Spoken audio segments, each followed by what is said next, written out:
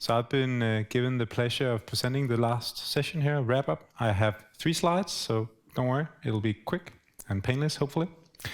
But as Jess said, I am from Delegate, which is a sister company to Projectum. We're also part of Broad Horizon. And just to give you a brief introduction, we are a Microsoft consultancy with about 170 consultants across Denmark, working primarily with productivity on the Microsoft stack, using custom development in Azure, Microsoft 365, Dynamics, data and AI, and of course our newest focus area is project and portfolio management, which we are building up extensive competencies in. So that's a quick introduction, but let's move quickly ahead. So just a summary of today, what we've learned today. We had an introduction by Christian on modern work management and PPM, with a lot of demonstrations of how time for teams can be integrated with your existing solutions to give a great overview of time registrations and collect all the information in one place and push it into the systems that you needed. Afterwards, Peter gave a tour de force of Power PPM with a focus on OKR and strategy, which I thought was really cool. That's a great topic. There's a lot of customers, and I think a lot of you are thinking about how strategy ties into your project portfolio. That's really good. Next, we had the first case from Bavarian Nordic, showing how a PPM solution can help combine the different projects across an organization and create uniform processes. Next, we had European Energy, which I thought was really cool because it had a more advanced solution with a lot of different parts integrated into it, including this heavy document management, which you mentioned as well, yes? Which I think is a great example of how we as Delegate, for example, can help. We have a long experience in document handling, and bringing that experience together with PPM understanding allows us to help you integrate projects and documentation in one. And lastly, we had a presentation by Pernod Ricard, building an international PMO across the world, which I thought was really cool as well. I imagine they probably have a lot of other challenges than normal-sized companies do. But moving ahead from here, we prepared a few questions for you.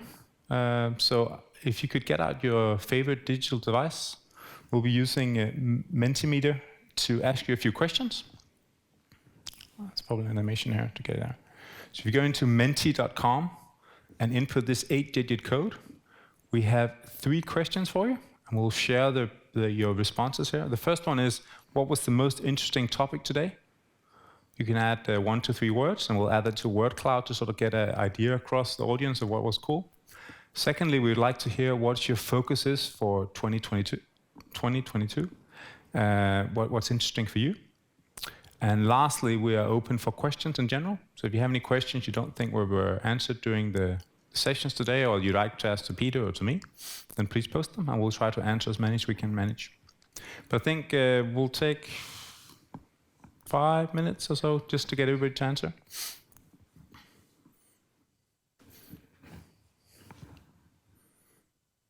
And this is the point where you had a joke or something, right?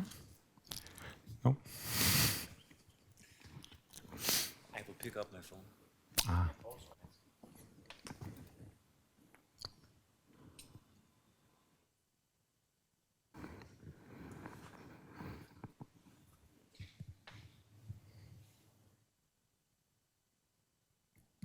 The technical components of the document management.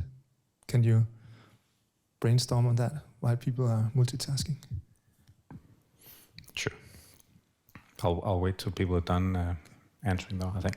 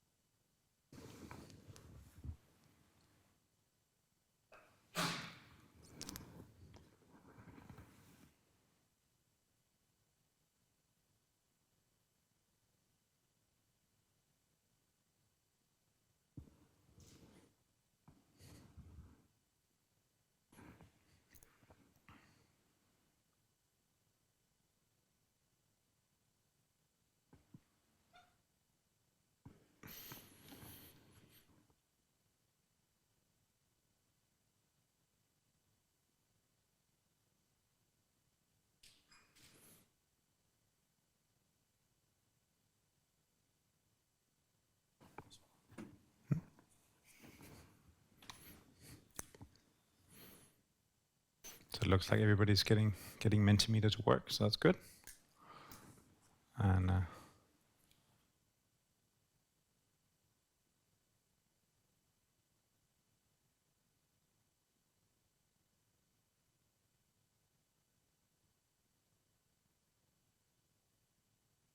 but I think it's important after a long session of demonstrations and talks that just get the brain working and just reflecting on what have you learned today, what's the meaning of it, how can you use it in your day-to-day work. So I hope that will bring that value to you, and also you'll be able to see what everybody else is thinking. But just to answer your question, yes, one of the cool things that we can announce today is that we built an add-on to Power PPM for document management, which is what you saw an early version of with European Energy, where you basically add a module to Power PPM, which then integrates tightly with SharePoint and Teams, so you can easily create all the documents you need linked to your project with folder structures, templates, security, automatically transferring from the PPM solution to the SharePoint side to keep your documents safe, but also adding metadata automatically as you need it to sort of make it easy to search across projects, which is typically an issue when you have a lot of documents and a lot of projects. You need to find all these documents that have this type of metadata attached, and you can search across them. All this we're bringing out, and we can supply a solution for you. What you saw from European Energy, I think I would call an advanced example, where you took this component and then combined it with customizing SharePoint. But there was no custom development on SharePoint. It was just expanded to support all their metadata and process needs.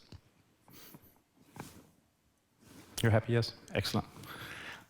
Let's move on to the results then. Wow. So definitely OKRs are an interesting topic. So I think you hit that pretty well, Peter.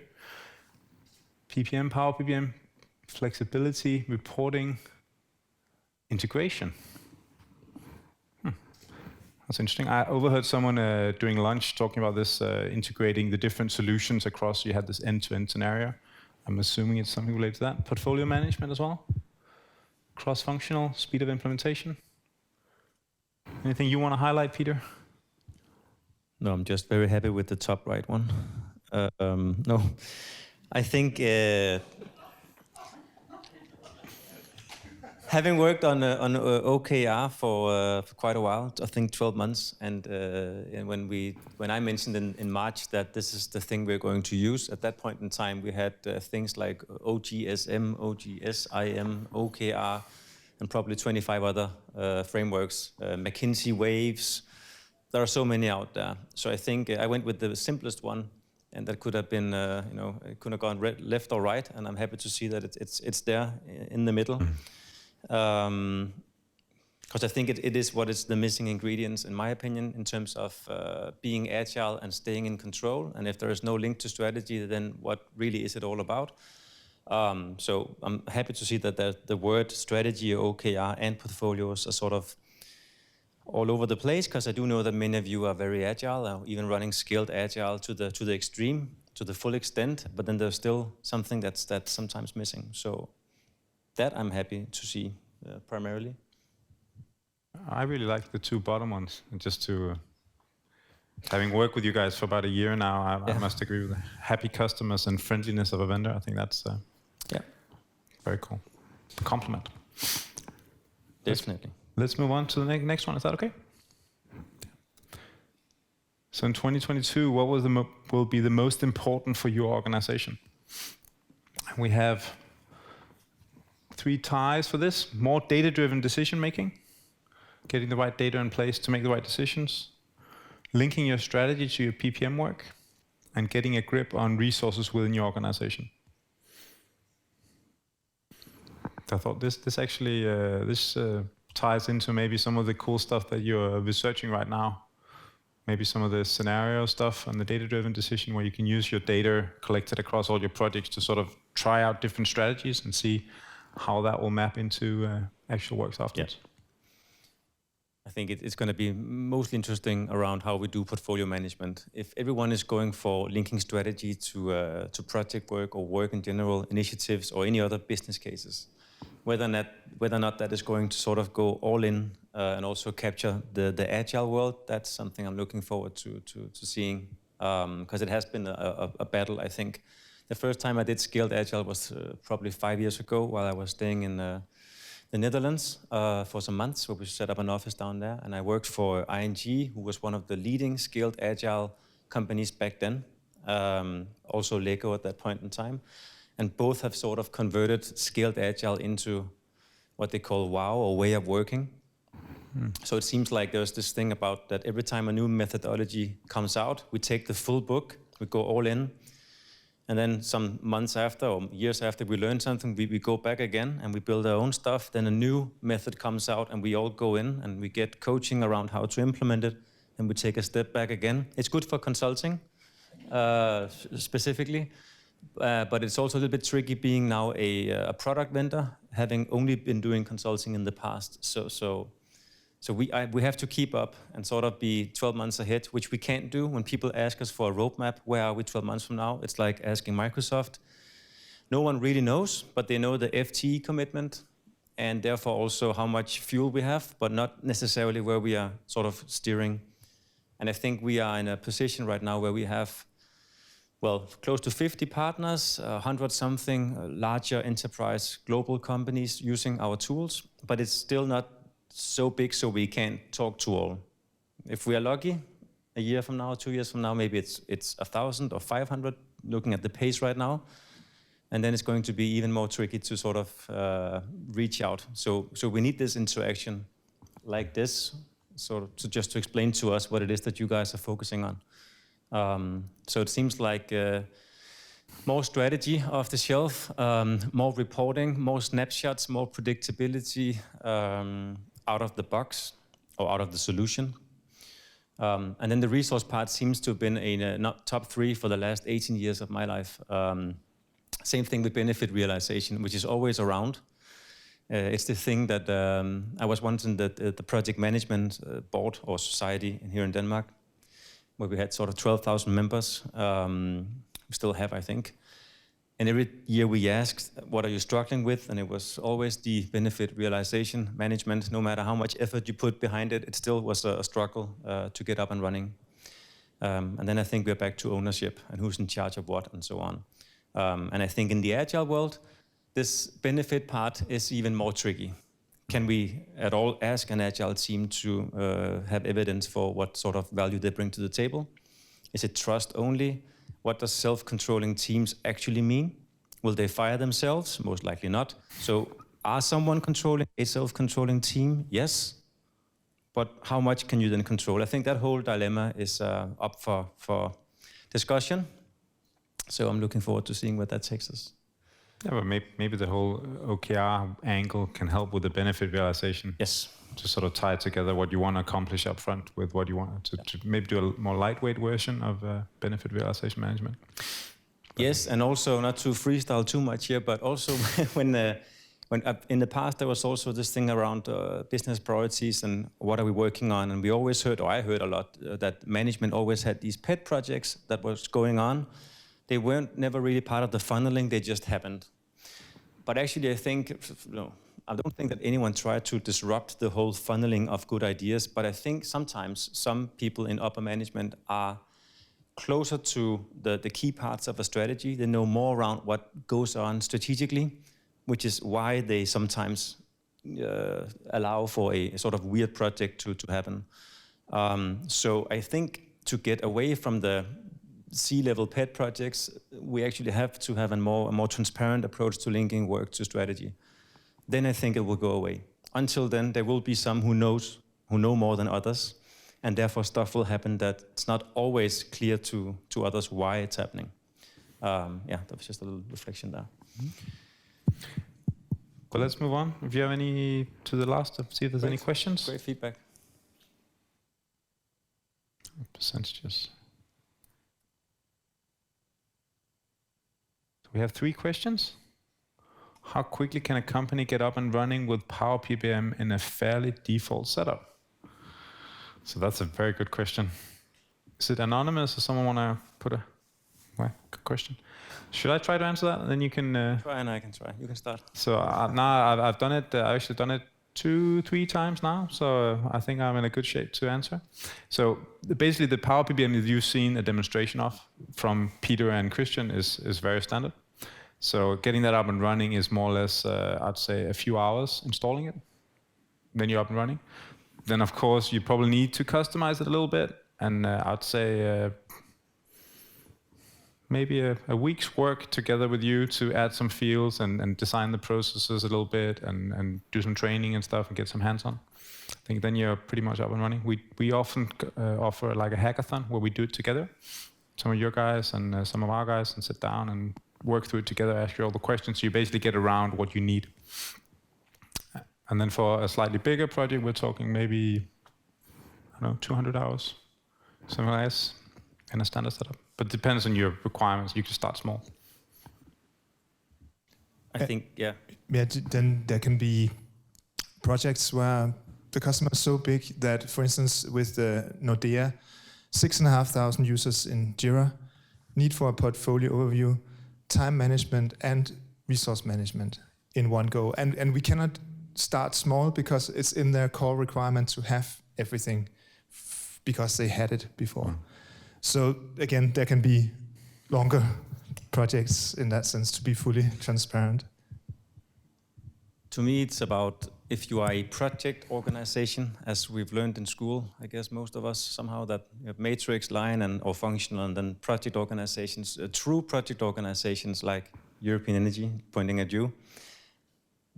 Doing PPM there is, in my opinion, doing operating model changes, which is massive, gigantic, and involves everyone. If there are no projects, there is no European Energy, I'm assuming. So everything is around the projects. In other organizations, projects are just a side thing that goes on somewhere. If you are, Spotify and your app is running and people are listening to your music, probably no one will notice if your projects are not going on the next 2 months. We'll just listen to music anyways. They can probably all go home and sleep, and they will still see revenue coming through because it's a subscription model in a different way. So I think, depending on how important projects are, the reach is bigger or smaller. So I agree with the hackathon to sort of sometimes validate what we're talking about. And the example I showed earlier, or at the end of my presentation, was done in 3 days. That was a hackathon. And then that was the first sort of pilot go live in health for hospitals, where the users are not project managers but doctors. So it's a different ball game. We are not talking about benefits financially. We're talking about patients and patient complaints that has to be reduced. So more patients is good, but only if they don't come back after you 6 months after with something that's a problem. So for them, it's not simple at all, but they're new to it, so they just want what others are doing as a way of getting started with something at least. Others are more mature. Yeah. But I think it's about the organizational design. Okay, good timing. I think it was just a door. Answered. Any replies? Or let's take the next question on. Could you share some insights on the Power PPM Agile Jira integration? Is it just a link to Jira, or can you work with the data from Jira in PPM? Yes, it's both. I don't know if that's yes, that's you. So for most, we only pick up something that has sort of a business case characteristic in Jira. So portfolio epic, sometimes what people call a program epic.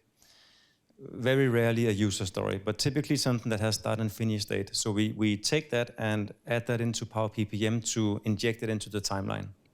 So you get the Gantt approach to your agile sort of way of working. Besides that, typically we see that it can be 2 ways. Either you start off something in Jira or DevOps, and then that pops up in the PPM tool, or the opposite. And I think it depends on how early on you are sort of capturing new ideas. It's the same when people say nothing can go on unless you have a PO number or VBS number in your ERP system. I'm like, I have a good idea. That's not in your SAP system for sure, until I tell you about the idea. So it's this thing around what starts where and so forth. But in general, I would say that the Kanban board in Jira on the epic level is typically very similar to a stage gate model. It's just a funneling mechanism. And that's the stuff we connect to and integrate with.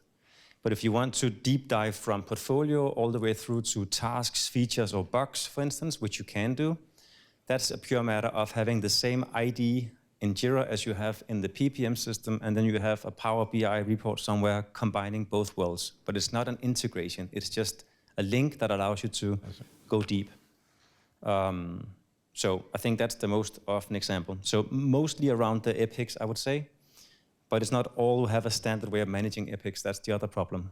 And then we have customers that have one gigantic Jira project that includes all 1,800 developers' work in the same project. And I think on the final remark, the other issue we have sometimes is that in the Agile world, people don't want to talk about the project. They talk about that we have products. But every time they start up something new in Jira or Azure DevOps, it's called Create New Project, which is interesting. So there is this thing around what is a project in these tools versus in a PPM tool. So I think there's a mapping that needs to take place. The good thing is that both Jira and Azure DevOps is fairly straightforward to connect to and bring data back and forth between. So that's the good part. Can I guess that what you really want is to have like a portfolio overview of what you have in Jira? Is that too simple?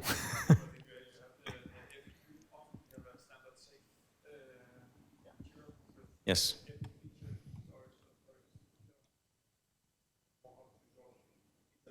Yeah. Exactly. Exactly.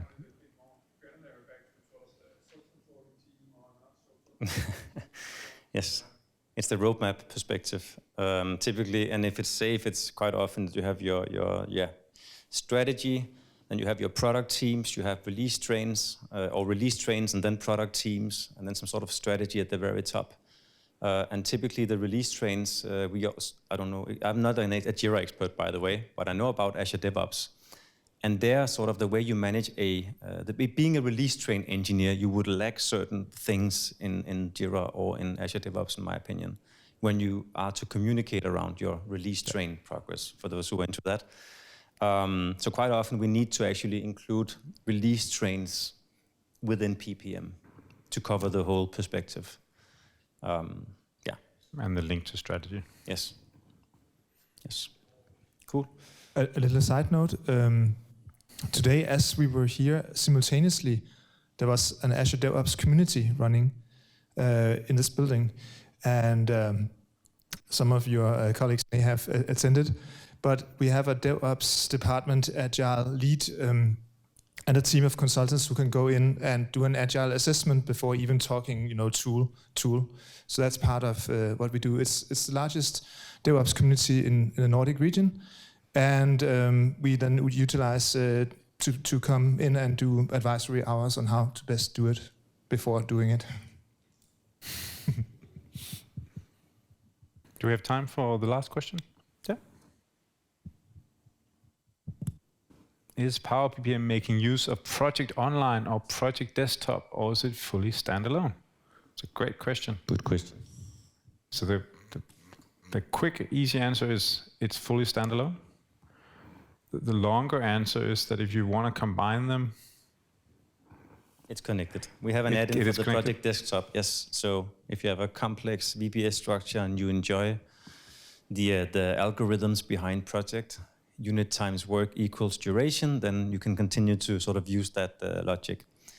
My recommendation is that if you do bring work from or VBS structures from project and into Power PPM, you should bring it in so that when you view it in the PPM system, it's read-only. If you try to do editing both in the Power PPM system and in the client, you end up in a mess sometimes, simply because the project way of calculating things is not the same way as we decided to calculate things. It's a little bit more rigid.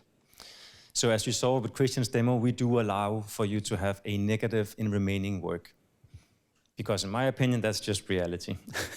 You need to raise a change request to get more funding. You ran out of budget. It can happen. Where in Microsoft Project, it can never happen. Remaining work is always 0 or more or higher. So it just manipulates your work constantly if you run out of hours. So those two logics are not aligned. But we can integrate both ways, and we are doing that for quite a large amount of companies. For Project Online, I would say, yes, we can connect to it. We have done that, but I would probably go for a full replace if you're doing it. Also because it comes with a high cost to do both. Yeah. If you do a business case analysis on Project Online, Project Desktop versus Power Apps or Power PPM, license-wise, it's for sure cheaper than Project Online, license-wise, for sure. And I think that's important as well. And part of that story is, of course, that we offer a migration from Project Online to Power PPM, if that's interesting. Also that, yes. Cool. Any follow-up questions or comments? No? Any questions you didn't have time to write and you want to ask now? Everybody just wants to wrap up. I think that's fair. Cool. Otherwise, this was exactly the wrap-up I hoped for. Thank you, guys. It was really good. Thanks, yes. Good way of ending the day. Thanks.